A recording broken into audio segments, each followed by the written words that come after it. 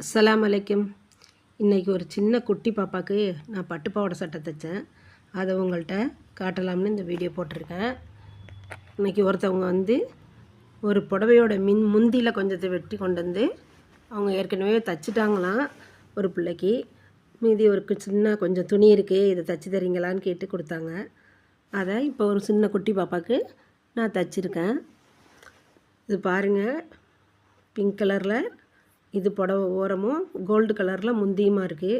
அதை ரெண்டாக வெட்டி பாவாடையும் ப்ளவுஸுமா நம்ம தைச்சி எடுக்க போகிறேன். இது பழைய அளவு பாவாடை கொடுத்துருக்காங்க.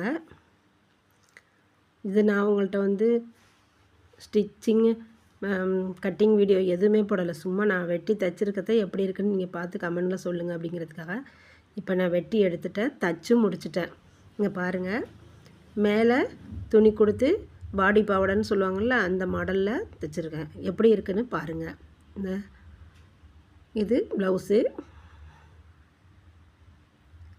நல்லா இருக்கா நான் தைச்சது அப்படின்ட்டு கமெண்டில் சொல்லுங்கள். நீங்கள் விருப்பப்பட்டால் இனிமேல் நான் தைக்கிறதெல்லாம் கட்டிங் ஸ்டிச்சிங் வீடியோ போடுறேன். பஃப் கை வச்சு கைக்கெல்லாம் அந்த மணியெல்லாம் கொடுத்து தைச்சிருக்கேன். அவங்களுக்கு இந்த ட்ரெஸ்ஸு ரொம்ப பிடிச்சி போச்சு. நீங்கள் எப்படி இருக்குன்னு கமெண்டில் சொல்லுங்கள்.